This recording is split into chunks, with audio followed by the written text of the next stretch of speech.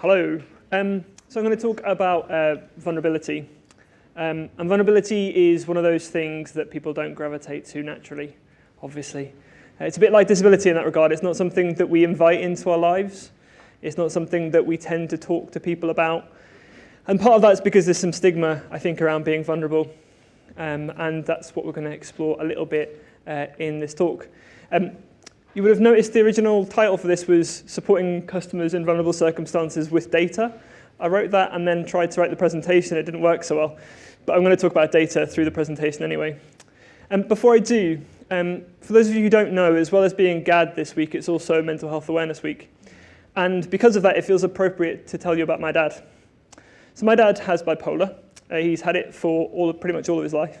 And he won't mind me telling you that because he's quite open about the fact that he has a mental health issue. But what that means is that when he's not very well, he's not very good with his finances. And what that means is that my parents have had to change the way they manage their finances. So, for example, my dad doesn't have access to as much money as my mum does. And they've had to change the way that they are set up in life to manage that. Now, my parents have because they've been through that, they've got a plan in place for what happens when things go wrong. But not everyone does. And so as a bank, it's our responsibility to think about that plan for them and to think about how we support people when they become vulnerable. Now, throughout this talk, I'm going to talk about what we could do as a bank. I'm not going to tell you what we do because some of this stuff we don't do. It's a kind of a look to the future for a lot of it. Where there are bits that we do, I'll tell you that this is something we do right now. But for the most part, it's kind of out of my brain and into the abyss, as it were. So if you see stuff on the slides and go, brilliant, Barclays do that, and you tweet about it, and I get in trouble because we don't do it, I'm telling you now some of the stuff we don't do, okay? And I'll make it clear when we talk about stuff that we do.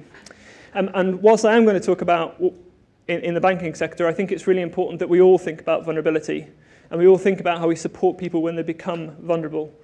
Because vulnerability isn't a permanent state. It's a circumstantial thing, and we'll talk about that in a little bit, but it's really important that we all think about how we support customers and clients and colleagues and people in the wider public spaces that we operate in when they become vulnerable. So with that in mind, I thought it'd be useful to give you a definition of vulnerability. So this is from the Financial Conduct Authority. They're one of the regulators in financial services, so it feels appropriate to use them that we're here this evening.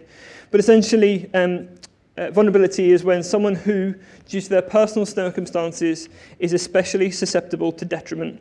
So, i.e., they're going to suffer a loss, particularly when a firm, read financial services company in this example, is not acting with appropriate levels of care. So it puts the organisation at the centre of it. So it's us that have to support that situation. But the important thing here is it's about circumstance. It's not about the individual. It's about the circumstance they find themselves in. And that's really important because when the FCA and when a bank started to think about this a couple of years ago, the immediate thought was, well, we're dealing with older people, so they must be vulnerable. We're dealing with people with disabilities, so they've got to be vulnerable, right? And we're dealing with people who, by virtue of who they are vulnerable. So if your English isn't your first language, for example, that doesn't. But the thought has evolved from that to say that it's the circumstance and not the individual. So, for example, if you're blind, you're not necessarily going to be vulnerable. It just happens that you're vulnerable because we've not made a system accessible, for example. Or if your first language isn't English, you're not vulnerable because of that. You're vulnerable because the world around you isn't set up for your language, for example. And so because of that, the thing that's important is that we could all be vulnerable at any point in our lives.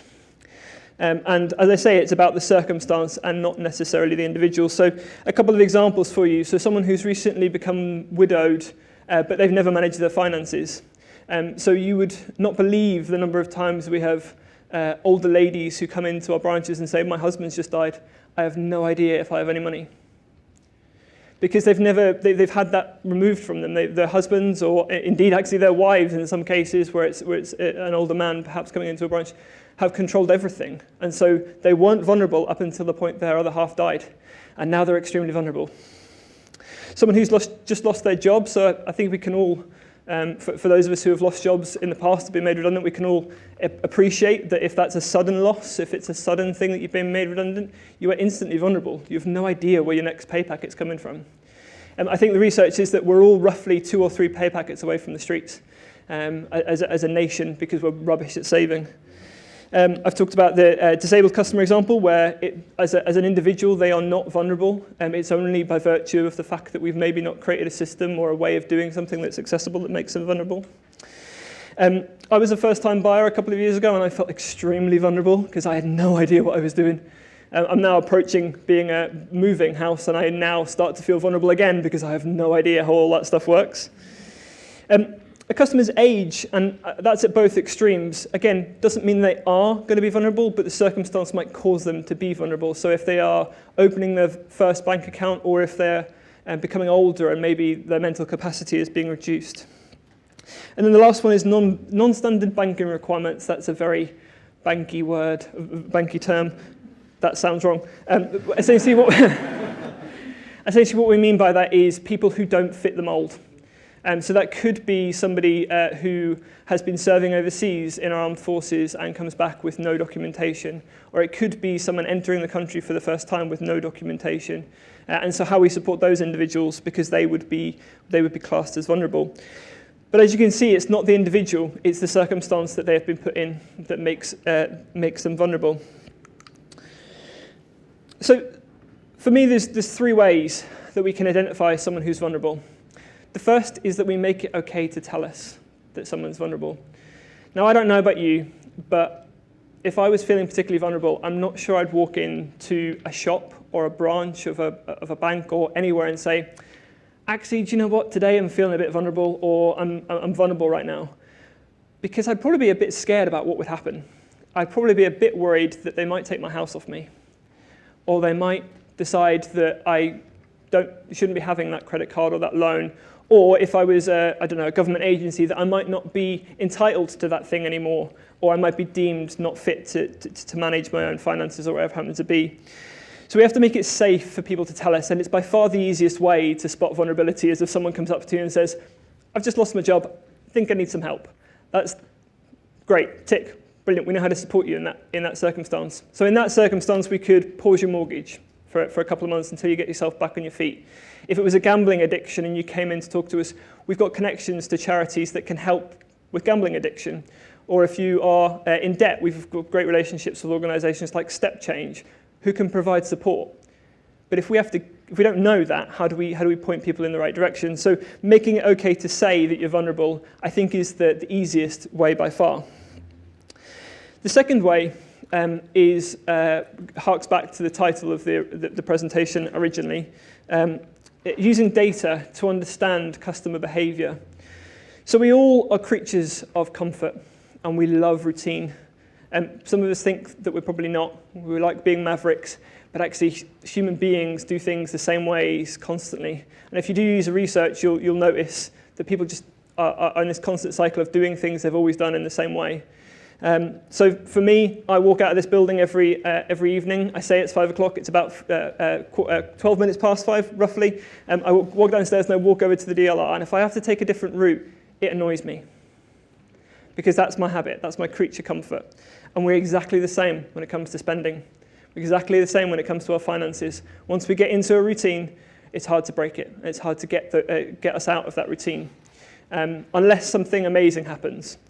So when we introduced mobile banking in 2012, we saw the number of interactions with that service change dramatically from our online banking service. So having to remember that big, long membership number and the third digit of your last partner's third middle name. I apologise on behalf of all financial services for the hell we put everyone through. But it made people not use the channels as much. Now with mobile banking, you're using your thumb, or you're using 4 digits. And so we're checking it a lot more. And so that's a behavioural change, and we can see that behavioural change, but it's only because of technology that happens.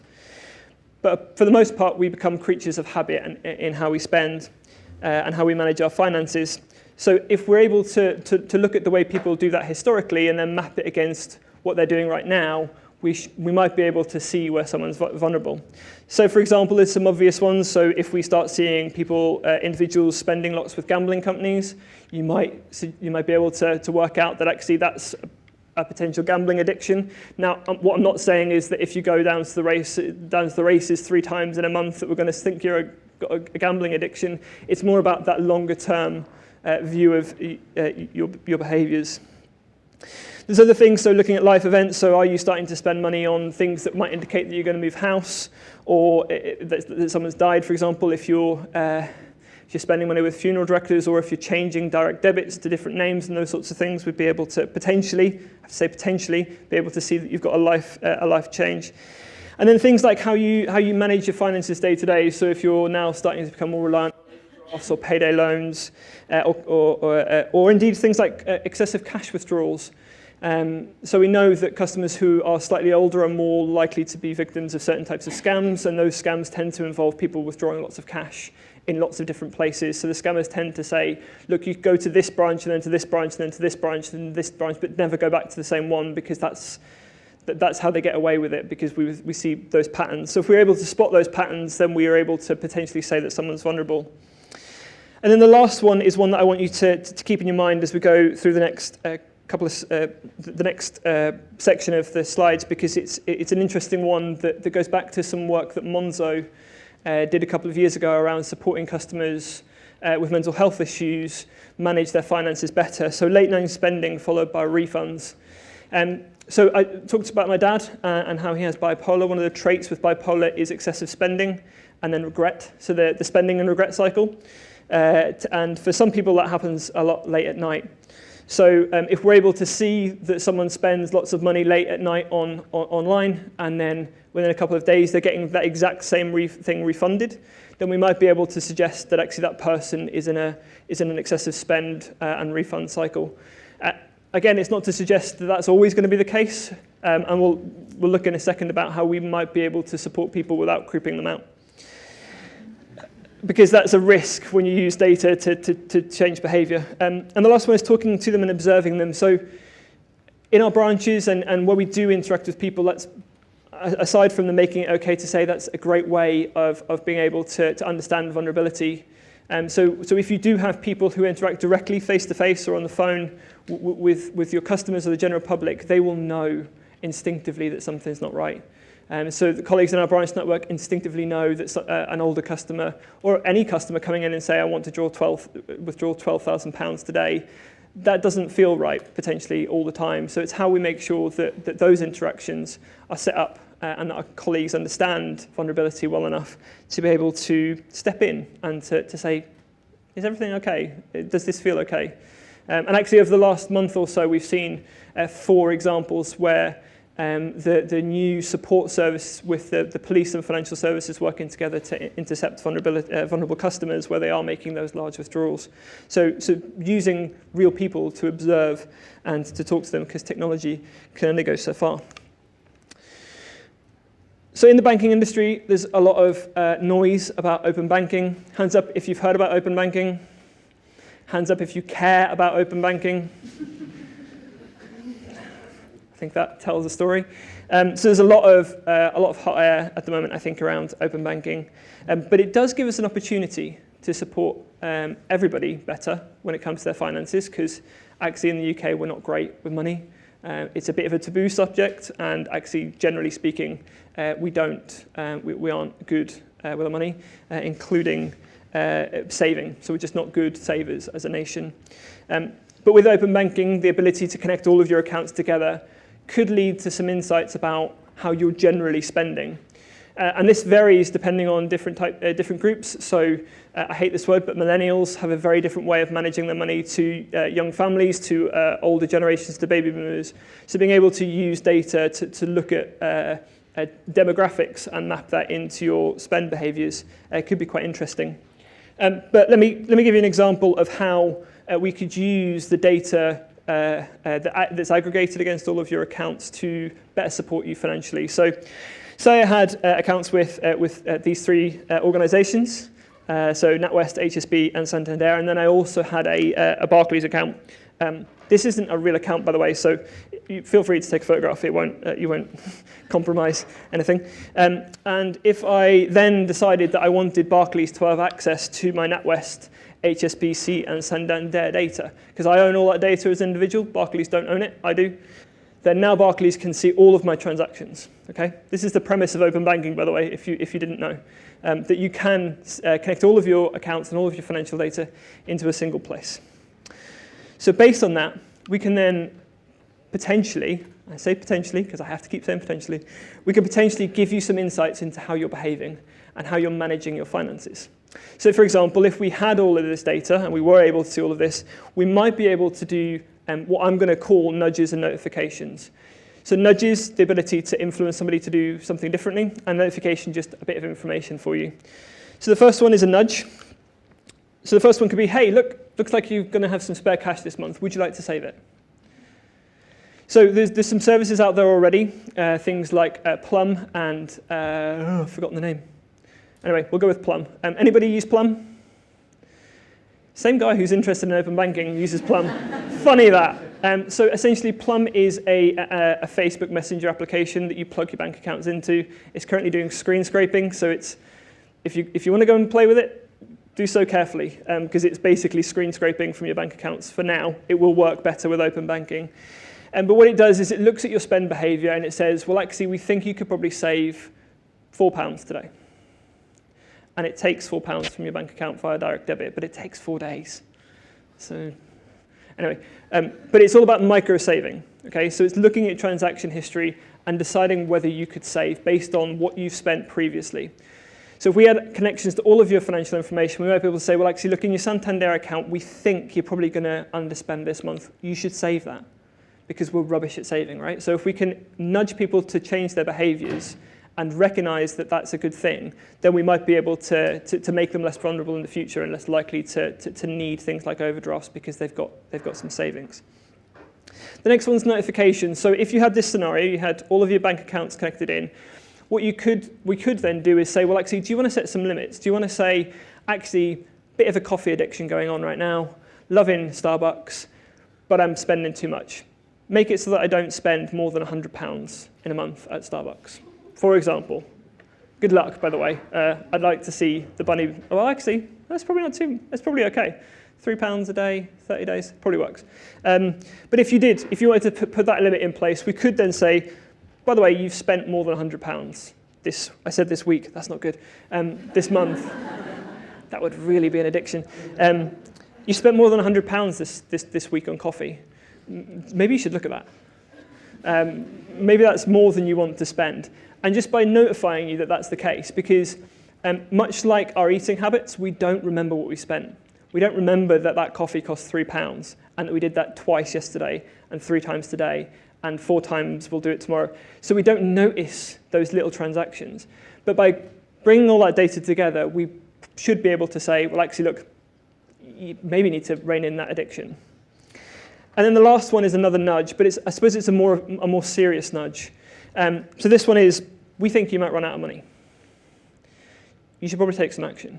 So the first one was more of an incentive. You should save more. The last one is, you probably need to want to do something about that, because either you're going to hit your overdraft limits or you're going to incur some charges, because most of us probably know right now that overdrafts aren't really a free source of finance anymore.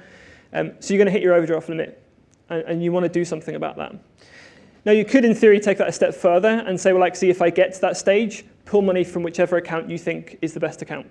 Because if we're able to see your transaction history and we're able to see how you're spending on different accounts, we, in theory, could be able to go, right, well, actually, Santander is going to have an underspend this month, put it into NatWest. So because we've got this aggregation, potentially, we could do things like this. Now, I say potentially because the first phase of open banking is going to be what's called read-only, so you're not going to be able to move money around in the first stage. But in theory, in the future, we could. And I've said that a couple of times now, and it's on video, so there. Got to remember my next slide. But open banking presents us with some other opportunities. So we've talked about what an aggregator could do, like Barclays, but there's a couple of other opportunities that I see and that generally I think are going to be useful. So firstly, mobile banking apps and websites for specific users, for very, very specific users. So for example, if you were blind or vision impaired, an app specifically just for you. It's super accessible. We cut out all the crap. It's just for you because it makes sense to do that. And because you're not tied to a single bank or a single financial institution, it doesn't matter that we don't have the underlying payment services. You don't need to move your bank account because you can still use whatever bank you're with, but you've got a super accessible app. Or indeed, if you want to save more, you want to be much more in control of your finances, a service which produces lots of insights about how you spend could be an outcome of open banking because, again, we're able to aggregate all of that information. Connectivity with service providers is an interesting one. So right now, the process for being part of open banking is you have to get approval from the regulator. You have to have a license, essentially. And currently no retailers are particularly interested. It's a bit boring for retailers. And given the appetite and the apathy in the room, it's unsurprising that it's not something that's particularly motivating retailers right now. But in theory, retailers could be part of this experience. Two ways they could be. So if your payment provider was connected into, say, John Lewis, you could send data between John Lewis and your payments provider, so your bank account. So for example, if you bought stuff late at night from John Lewis, and we were connected into that experience, you could then see all of the things you bought against that transaction inside your bank account and be able to say, I don't want that one anymore, and send the instruction back to John Lewis to say, cancel that bit of the order. Because there would be a two-way conversation between John Lewis and your bank, in theory. In theory. In theory. You could also then switch it the other way around and put your bank inside your retail experience. So for example, John Lewis is a bit tenuous in this one, but if you were in John Lewis, on John Lewis's website and you saw a sofa, and as you'll know, sofas at John Lewis, pretty expensive. So you wanted to know whether you could afford that this month. And so you'd have Barclays inside John Lewis telling you, actually, probably not this month, but if you wait a month, then yeah, maybe you could. Or potentially have something that says, you could do this with this loan. Or you could do this with this finance option inside the experience. So it wouldn't be John Lewis you'd have the thing with, you'd have it with your bank. And so you'd know exactly what you'd be able to afford and what you couldn't afford and what support you could get to fund it, in theory. I like it still getting a laugh, that's good. And then the last one is giving others access to your account details. So have any of you heard of third-party access or power of attorney? There's a couple of Barclays people sticking their hand up. It's a bit of a painful process right now. It's not a nice experience for people because it's a legal process. You have to get lots of permissions from lots of people. But in theory, with open banking, you could give permission to other people to look at your transaction history. So for example, if my mum had an NatWest bank account and she felt that she was no longer able to manage her finances on her own, she could give me authority through open banking to see her account inside my account without me having to open a bank account with NatWest, which is currently the process that you have to follow. So I've talked about the art of the possible. I'm going to talk a little bit about what we currently do, but these are probably more through choice. So things that people would have to opt into, or things people currently do opt into, but it's using data about them for some of it. So I've got two examples, and this is around proactive support. So right now, Barclays customers can tell us about a disability. They can set an accessibility marker on their account that gives us some information about them. Some of them drive things, so some of them drive things like large print, braille, audio, all the kind of the standard alternative formats. But some of them are informational. Some of them are to say, look, I have a hearing impairment. You need to know that, so when I come into a branch, somebody doesn't walk up to me and say, I wonder why I'm struggling to hear them, for example. Or if that one also does things in contact centres as well. So if you ring us and you have that marker, it changes the experience. But what we've done is use those markers in a more proactive way. So a couple of years ago, when we launched live chat into mobile banking, out of interest, Barclays customers, any in the room? A few. Mobile banking users? Live chat users? Ooh, just the one. Interesting. I love live chat. It means I don't have to talk to anyone. It's amazing. But when we launched that service, we realized that actually our service offering for customers who had hearing impairments wasn't as good as it could be. And what we did was, based on the data that they'd shared with us, their potential vulnerability data, because they were telling us, actually, in some circumstances, I am vulnerable because of my hearing impairment. We took that data and we imported it into our mobile banking app. So the second that those customers signed up for the app during the pilot of the rollout for live chat, they got live chat. So it was just part of their experience. All other customers were phased in. So we had that opportunity to change their experience to help them to be less vulnerable using our services. And we told them that we were doing that as part of that onboarding process. The second one, last year, we made a bit of a boo-boo with our mobile banking app. I can't believe I said boo-boo. There you go. Essentially, when customers upgraded to iOS 11 and they were using VoiceOver, the app broke. It wouldn't let them log in. And it took us some time to rectify that. And we knew it was going to take us time to rectify that. So using the data we knew about customers who told us they were vision impaired or blind, and the data that we had about the channels they were using, so if they were regular users or generally users of our mobile banking platform, we brought those two pieces of data together and sent them a proactive text message to say, look, please, just for now, if you haven't already, please don't upgrade to iOS 11 because it's going to break your experience. And then that gave them the choice as to, actually, my mobile banking, isn't that important? I want to play with iOS 11. Or actually, I really rely on mobile banking. I'm OK to wait for a while. And the tweet on the screen from Mark, because I've blanked everything else out, says, he's just saying thank you for that. And actually, we saw lots of feedback like this because we were proactive in saying, we made a mistake, and here's the support. And what's nice about this is you could see how this could extrapolate into other areas. So at the moment, like I say, we capture these accessibility markers. They could be expanded into other areas.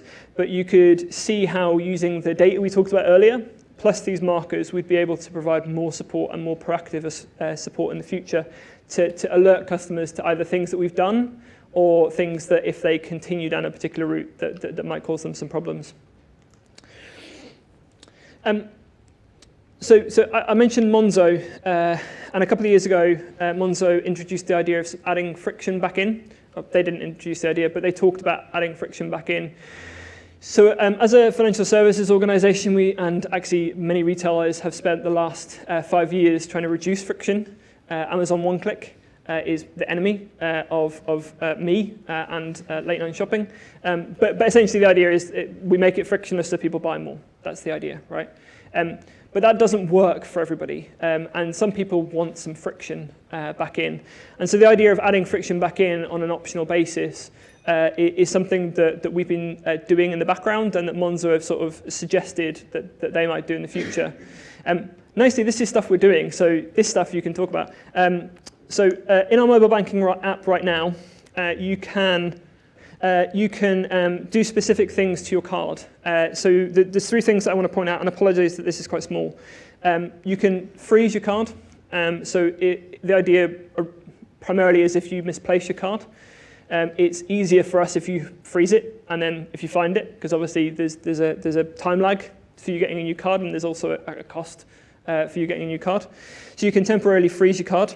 We've introduced a thing called cash machine settings, which allows you to switch on and off cash machine withdrawals, but also change the amount you can withdraw. So the standard amount is £300, but you can scale that all the way down to, I think it's like a tenner, and all the way up to something like £500 per transaction based on what you want. And the last one is remote purchases. So this is things, it's basically called card holder not present. So it's anything where you're not standing in front of somebody with a PIN number. Or with contactless. And you can switch those on and off. Now, with the remote purchases, it switches it off completely. And with cash machines, like I say, you can scale the numbers up and down. But you could see how in the future we could add some extra things in here which could better support people who are vulnerable. So, for example, if you know that your behavior is that between 10 p.m. and 6 a.m. you're likely to spend in a way that you wouldn't want to, you could add some stuff in here that says, turn off remote purchases between 10 p.m. and 6 a.m. For the next 30 days. So if you know that if you're starting to feel like you're becoming vulnerable or you're starting to feel behaviors in yourself that you're noticing, oh, actually, I'm getting into that risky territory, you could say, don't let me spend online for the next 30 days. And you could put controls in place that say, and to switch that off, I have to call you. Because then we could put a process in to say, are you sure? Are you really sure you want to do that? The same with cash machine settings. So if you never withdraw cash from a cash machine, I hate cash. I hate coins. roll around everywhere. And so I try not to have cash. But if I know that I never have cash, then I could switch that off just in case someone nicks my card and wants to get cash out, for example.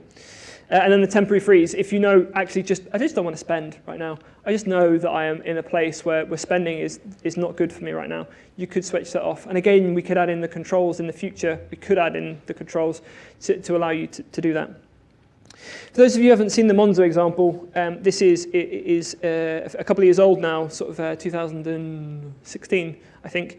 Monzo, based on some research done by the Mental Health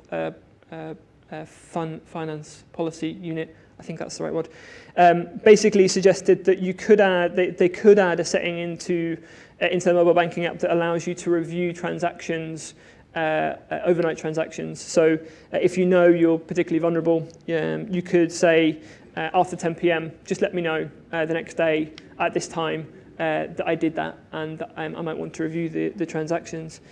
Interestingly, back in 2016, Monzo was saying we could do this, but actually the problem is how do we manage the retailer side?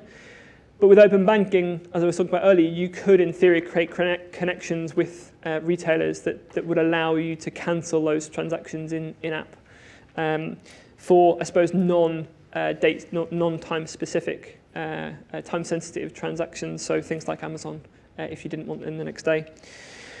What's interesting with this is that I think this has a big potential outside financial services as well. So if you were working for a retailer like Amazon, for example, you could put a setting in place that says, don't rush this order. Don't rush orders for me. Let me have some time. Put it in my basket. Let me pay for it. Let me go through the whole experience. Even tell me that it's done. But just wait. Just stop for a minute and allow me to add that friction back in without changing the experience for everybody.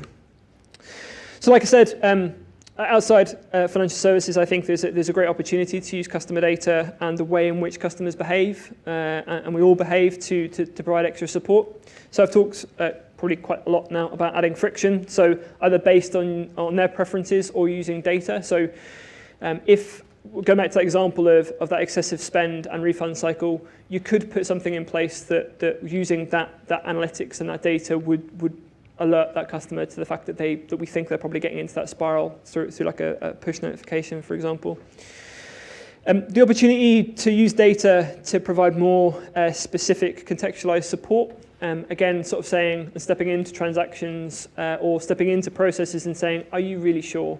So if you were Amazon or you were someone like, I don't know, Next, who have that very quick turnaround to send stuff out, if a customer was very quickly ordering and refunding and ordering and cancelling, you could step into a process and say, are you sure? I mean, are you really sure?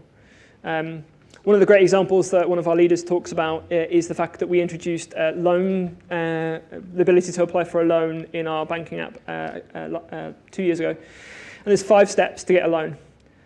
Just 5 clicks, right? 2 of those clicks are you sure? Are you really sure? But you could, in theory, add some more friction in to say, really? Are you really sure that you want to do this? And that feels a bit weird for organizations who are trying to get people to do certain things because it's good for them, but it's flipping it around and thinking about what's good for the customer.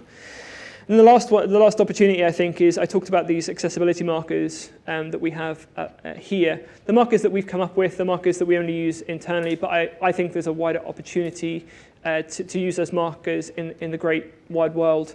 And we don't think they're the right markers that we have right now. But if anyone's interested in talking about how we could create a set of shared pieces of information as a collective and use that to better support customers and vulnerable people, then I think people in vulnerable circumstances, then we'd happily have that conversation.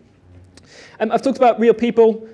It's a very quick point about the fact that actually when we are in crisis, we're more likely to want to see somebody, if that makes sense. So that example of somebody who's just been widowed going into a branch is much more likely than someone going online and sitting in a chat session with somebody because they want to have that human connection because it feels real. And so I think when we're talking about vulnerability, there's an important part to be played by real people. but I think the two-way data exchange between what we know from a technology perspective and what our people on the ground know is really important, and the interplay between those two is going to be really useful. So, for example, if we knew that a customer had made £1,000 worth of transactions in the last 24 hours, and they go into a branch to either query that or to get some more cash out, we'd want to provide that data to people to kind of say, are you sure? Is this really what you want to do? And it always is going to be are you sure? Because we can't stop it. We can't stop people from doing what they want. It's their money, but we've got an obligation to make sure that we provide some feedback to them to ask them if everything's okay. Lastly, challenges. I haven't talked too much about challenges because that would be a bit boring, but I'm going to talk about it now. There's 3 challenges that I see with this. Firstly, GDPR. How many of you are bored about hearing about GDPR? How many of you had a gazillion emails asking you, are you sure you want to keep getting notifications from us? Little tip, if they ask you, then they probably haven't got your consent. So GDPR has potential to impact some of this stuff, particularly around the use of data to influence an experience. But we'll see. Perceptions and trust. Trust has been eroded quite a lot with big companies in the last, particularly in the last year, I think, but historically financial services has not been particularly well trusted over the last 10 years for obvious reasons, which we don't need to get into. But the perception of why. So why would we do this? Why would you connect all of your data into a single service? Because surely just by doing that, they're going to want to sell me something. It's interesting, our retail bank did some research a while back about aggregation, which is open banking, and the perception of, I'm going to use the word again, millennials, sorry, horrible word, was that actually the cynicism about aggregation is quite high because they believe that we only want them to do it because we can sell them something based on their data. So I think perceptions is a difficult one. And then trust is obviously particularly difficult. You might trust us with your data, but would you trust a startup? Would you trust somebody who you've never heard of, but they're offering you this amazing service? So there's some challenges, I think, with open banking and with the insights that potentially we could create for vulnerable people. These are my contact details. So at Barclays Access, feel free to follow us and tweet at us. That's me at CFUNN. It meant something about 10 years ago. It doesn't mean anything anymore, but I can't get rid of it, because that's what I've been using for a while. Feel free to email me. We've got 2 websites that you can go to. So barclayscorporate.com/accessibility is what we call our B2B hub. It's where we put information about what we do as a bank and sort of best practice sharing. So it's not just us, it's some of our clients and some other organizations that have contributed to things around inclusive design, inclusive hiring, and inclusive customer service. So check that out. It's about, hopefully it'll get refreshed quite soon because some of the stuff's a little old on there. And then barclays.co.uk/accessibility if you want to read as a customer the kind of things that we offer. Any questions? Thank you. If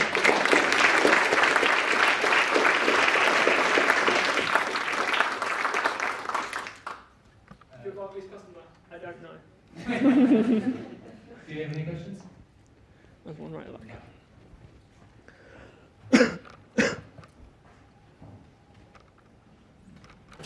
Thank you for a very interesting talk. My main question is about, so all of this requires consent, and GDPR might be consent wrapped up in lots of legal words, but what are your views on how you need to get consent for what, how often, etc.? Oh man. You know when you go on stage and you go, I hope I don't get any questions? That's the one. So interesting. So I think with financial services, it's a difficult one. So we've got some reasons that we don't need to always get consent for certain things. So because we have some legal obligations about how we capture data and how we use data and how we report on data. We would probably class this sort of thing that wasn't too intrusive as fair processing and how we would process your information to support you better. That's my thought. That's not the bank's thought, potentially. But yeah, I would say that where we're using transactional data to support customers better, it's part of our obligation under the FCA's Vulnerable Customers Programme. and under a whole host of other different regulations that mean that we have to treat customers fairly.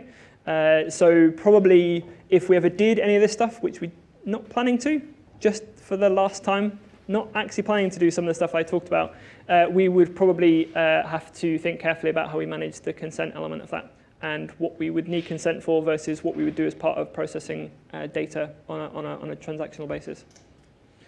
That's the worst answer you were going to get. Thank you.